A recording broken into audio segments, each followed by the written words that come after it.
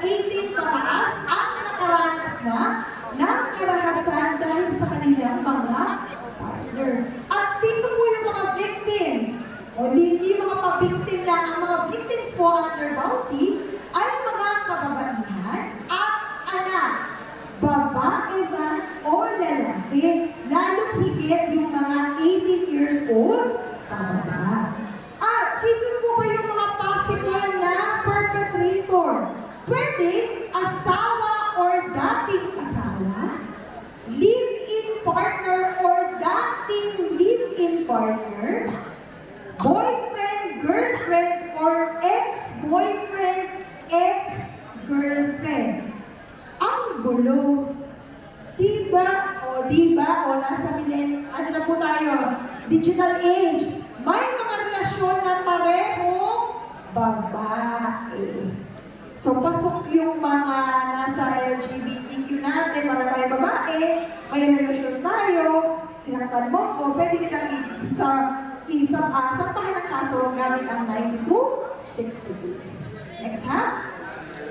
Dating partner or former dating partner. So, mamaya mag-identify po natin. So, Section 1, the state values the dignity of women and children and guarantees full respect for human rights. So, sabi nga po, ang batas ay nagpapahalaga sa, sa mga kababaihan at sa mga bata. So, sabi nga po natin, ano ba yung mga acts of violence na nasa BAUSI? Sabi nga po ito po ay referred to any act or series of acts committed by any person against a woman who is his wife, former wife, against a woman with whom the person has or had sexual. Ayan, mga kalalakihan ha. Pinayaran ko naman nagkaroon ng sexual relationship. Dating relationship. Ayan po. So, hindi lang lalaki at babae. Kasi may mga relasyon din na pareho babae. Kaya yung isang partner dyan ay pwedeng pumalot sa kaso ng 9262. Ayan. Against a woman with whom he has a common child, against her child, whether legitimate or illegitimate, within or without the family code, and which results or is likely to result of physical, sexual, psychological, or suffering and economic abuse, battery, assault, harassment, or arbitrary deprivation of liberty. And of course, sabi nga po natin, it refers to any act for husband, ex-husband, live-in, boyfriend, girlfriend, fiancé who have the woman had sexual or dating relationship. So again, pag-review na lang tayo, physical violence, pananakit, sakitan, sampalan, may physical, basta may relasyon ng dalawa, magka-partner. Next, sexual violence, pumapaloob po dyan yung rape, sexual harassment, treating a woman of her child as sex object. Diba? Making demeaning and sexually suggestive remarks. Yan po, forcing him or her to watch obscene. Ma'am Karen, hindi ko naman ginalaw. Sabi ko lang, manood kami ng porn. Wala naman nangyari din sa babae, arte-arte, kakasuhan ako. May kaso? Wala. It's under sexual violence. Hindi ko hinawakan, wala akong pinasok. Nasa batas, kahit yung panonood po natin, na pinipilit nating manood ng porn, yung ating mga partner, or even yung bata, diba, to do indecent acts or to make feels their own. Forcing the wife and mistress, ayan, sa mga barangay, pinipwersa na magsama sa isang bahay. Pasok po yan sa sexual violence, di ba? In the or sleep together in the same room. Kung gusto pa, tatlo sila. Kasama din po dyan, when prostituting the women or men. Next, psychological. Di ba? Pinatay, may relasyon kami ni Sir Marky. Kinatay niya yung aso ko. Umiyak ako. May kaso wala. Psychological violence. Inapakan mo yung cellphone mo, hinagis mo. Iba yung anong sa emotional mo. O, di meron, di ba psychological, di ba? Next, allowing the witness to, family which the victims belong, to witness pornography in any form or to witness abusive injury to pets. Ayan po, to pets of unlawful or unwanted deprivation of the right of custody or visitation of common children. So, ekanami, sabi ng babae, mahal na nga ako ng asawa ko eh, bakit hindi ako pinagtatrabaho? Pero gusto mo, ayoko nga eh. Kasi gusto ko talaga magtrabaho. May kaso wala. Ekanami. Kung, di ba sa babae, kung sa kanya gusto niya, bang gusto ko talaga maghanap buhay ang ginagawa po ng asawa ko. Kinakausap yung mga nagiging amo ko. Siguro daw po akong tanggapin. Pwede mong kasuhan ng Bawsi. Di ba hindi inaalam na to do economic activity? Yan. Destroying household property. Controlling the victim's own money or properties or solely controlling the conjugal property or money or ako lang ang lalaki, ako ang maghahawak ng lahat. Wala ka pwedeng hawakan kasi baka ng lalaki ka. Baka umalis ka sa akin. It's under economic abuse. And again, 92-62 is a public crime. Huwag tayong mga barangay official away mag-asawa yan maging nakialam. So public crime siya. At pag public crime, ang any citizen po having the personal knowledge and circumstances involving the commission of the crime ay pwede pong masampa. Ayaw sampahan sa San Marky ng kaso ay nakita mo aking nanay, social worker, punong barangay. Iyan talagang pagpupugula lagi yan, ayaw lang magsampa ng babae. Pwede siya. So pwede tayo. So, inflicting or threatening to inflict physical harm on oneself for the purpose of controlling her action, causing or attempting to cause the woman or her child to engage in sexual activity which does not constitute rape. Di ba pino-force? Sige, magano ka. Magano ka ng sexual activity, magpakiento ka, di ba? So, yun po ay sakop ng 1962. Stalking the women or her child in public or private places and peering in a window or lingering outside the residence of the woman or children. So, ini-stalk ka. Di ba kaya nakapag-issue na tayo ng BPO sa barangay? Yan. Entering, pumapasok ng sa bahay ng babae at ng bata kahit may BPO na Antong tawag natin, diba? Sinisira yung mga kagamitan. Ayan yan po, ng babae, para hindi daw makahimalay. Yan po ay pasok sa mga. At yung nagkukos ng mga mental trauma ng kababaihan, ito po yung pinapahiya. Ay, naku, yung asawa ko wala yung kwenta. Ay, yung asawa ko, ano lang yan, sunod-sunuran sa akin. So, mamaya, sa 11313, medyo yung salita natin ay dapat maayos na po. So, sino daw po ang protektado ng 1962? Sabi nga natin, yung mga kababaihan and the victim child who is a minor, legitimate and illegitimate, and a person aged 18 above who doesn't have the ability to decide for herself. Kunyari mga PWD, may mental retardation, kahit 18 above na yan, pasok yan sa Bawsi. Pero yung kanina, di ba na naman retardation? And any child under the care of a woman is also protected under the law. Kami ni Sir Marky magkarelasyon. May pamangkin akong nasa akin. Hindi naman niya anak, hindi ko din anak. Protektado ba yun ng Bawsi? Na-witness niya yung sakita namin. Kasali ba siya? Yes. So di ba? Yun po sinasabi. Any child na nasa custody ko po ay pasok din po sa proteksyon ng 1962. At ano po yung mga pwedeng i-issue ng barangay pagdating sa Bawsi? BPO or Barangay Protection. Sinasabi nga po natin, ito po yung dapat sa barangay yung winarong mandated to have functional Barangay Bawsi Desk Officer. Pero ang mag-i-issue po ng BPO ay si Kapitan o si Bawsi? Si Kapitan po yung mag-issue. Gusto mo pa process lang ay?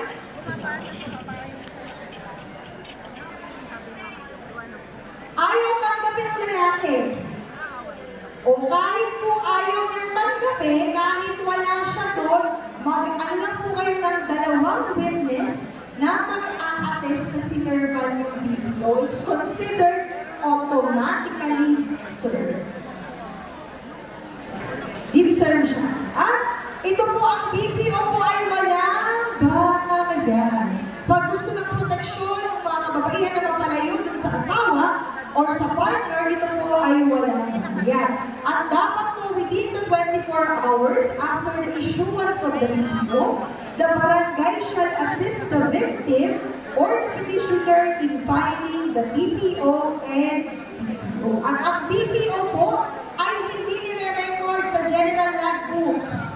Saan po nilalagay yung mga kaso ng bawsi?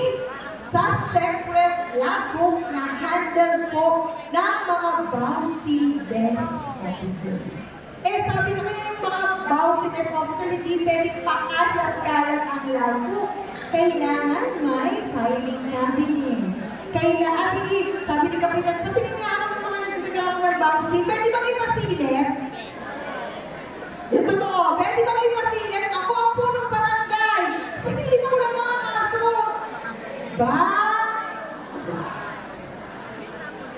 Bawal ha? Ako ang committee ng Women and Family. Kasi moda ang pwede na po na talaga ay bawsi, SWD sa kanila lang. Yun po ay sagrado na mga document.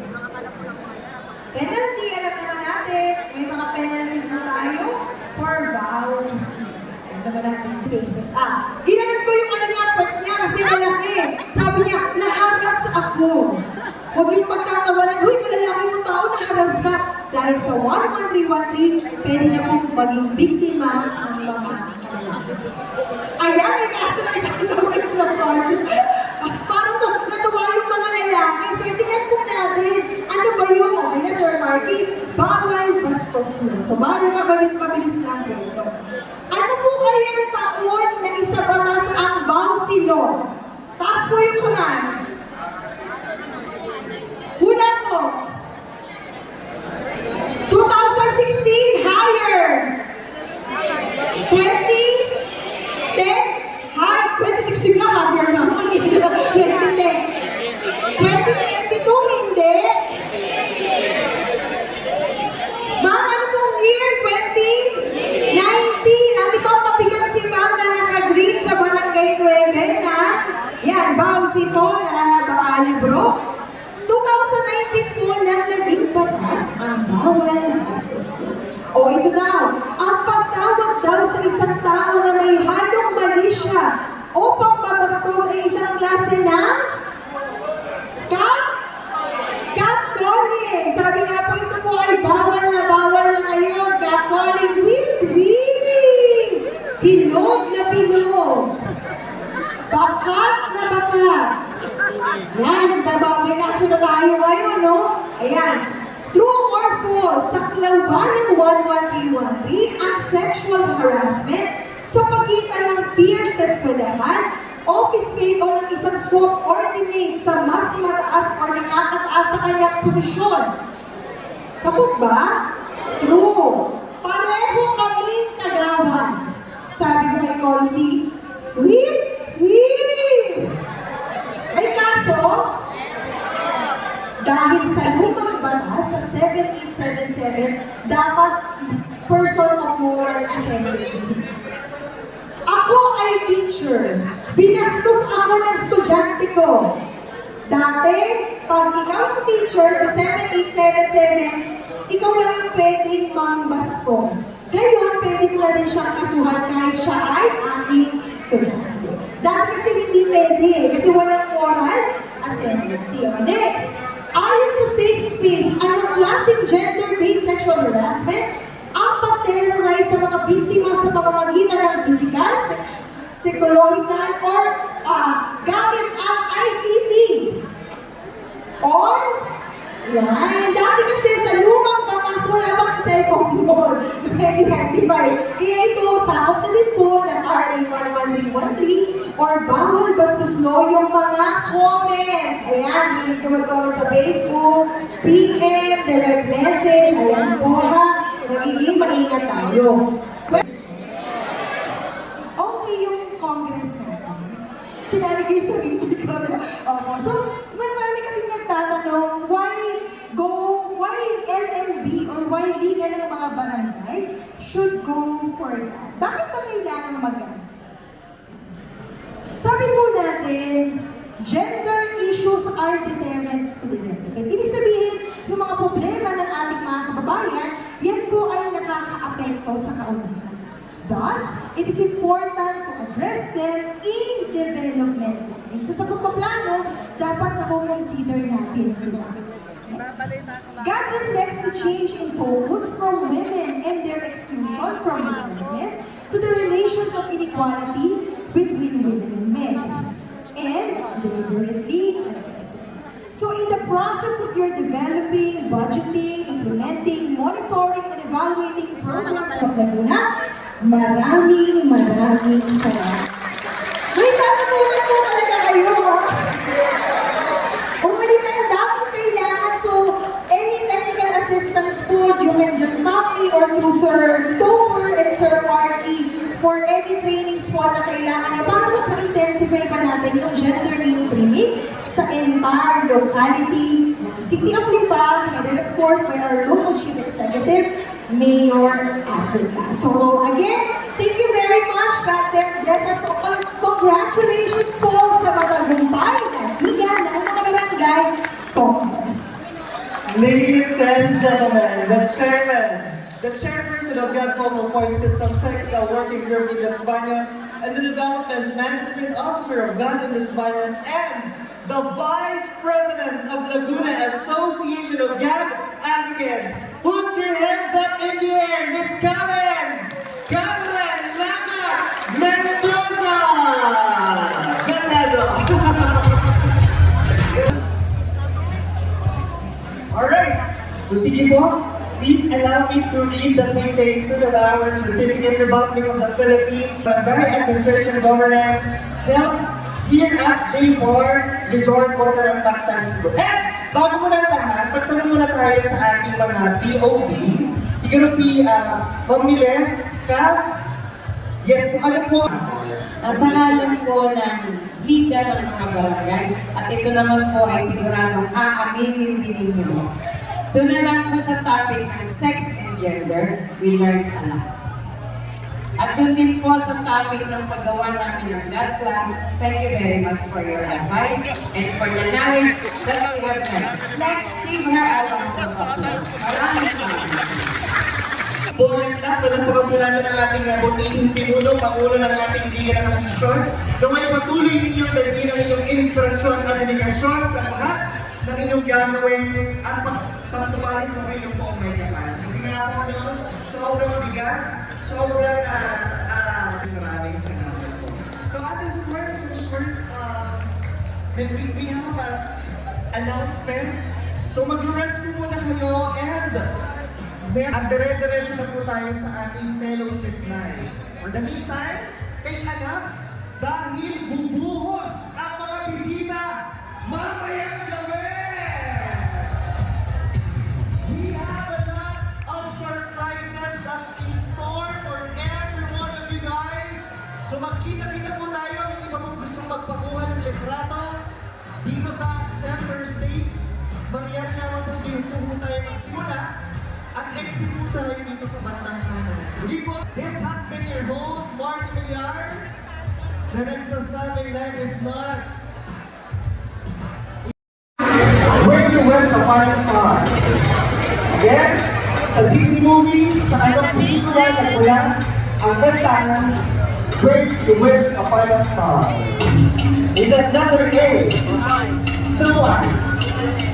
Letter B, Cinderella, or letter C, Pinocchio. Again, sa Disney movies, sa kanyang pelikula, nagmula ang kantang When You Wish Upon a Star. ABC, go! Nag-aantay ng kotse. 7, 6, 5, 4. Sige, si Tom si Hala, ayaw tumingin. Hey! Ang tawag na sagutan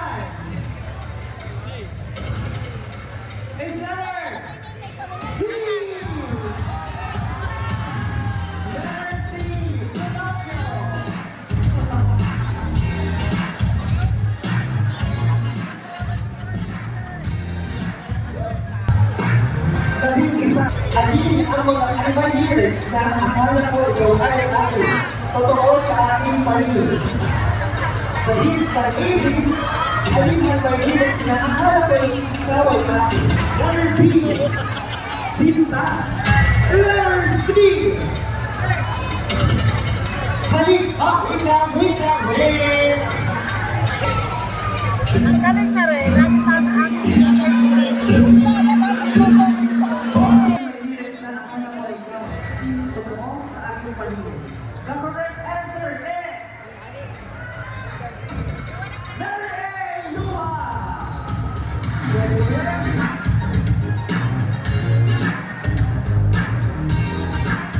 Alright, ABC boy. Comment and expressions. Ang mga gusto mong manalo sa contest, sabihan mo lang, bring home the blank. Sa American expressions, ang taong gusto mong manalo sa contest, ay sabihin mo lang, bring home the blank. A, ham. Letter B, sausage. Letter C, bacon. ABC, go! 7, 6, 5, 4, 3, Sige, ang tamang kasagutan ay C, bacon. Letter A, B, letter B, C, or letter C. ABC, go! 2, 9, 7, 6, 5, 4, 3, 2, 1. Ang tamang kasagutan ay letter A! Alimango. Letter B. Tatangka. Letter C. Oponche. Alimasa. ABC, go! 2, 9, 8, 7, 6, 5, 4, 3, 2, 1. The correct answer is letter B. Talangka. Yes. Kung may mangyari sa Pangulo at Vice Presidente, sino ang dapat magulo? Letter A, Chief Justice. Letter B, Senate President. Letter C, House Speaker. ABC, go! 9, 8, 2, 1, up! Wala nang lipat. Ayon sa batas sa Pilipinas, kung may mangyari sa Pangulo at Vice Presidente, sino ang dapat magulo? Chief Justice, Senate President, or House Speaker? The correct answer is letter B, Senate President! Third anniversary and 45 years. Ilan po naman ang sineselebrate sa base anniversary? Again, kung ang silver anniversary ay 25 years, ilang taon naman ang sineselebrate sa base anniversary? Letter A, 11 years. Letter B, 12 years. Letter C, 13 years. ABC, go! Merong tatlong pumila sa letter C at merong isang pumila sa letter D. Sino nga ba ang maglalaro sa therapy at mag-uwi ng libo-libong piso? The correct answer is letter C! Third time vaccination. Ay ako sa Latin. Word na vac na ibig sabihin ay ano? Maybe letter B, middle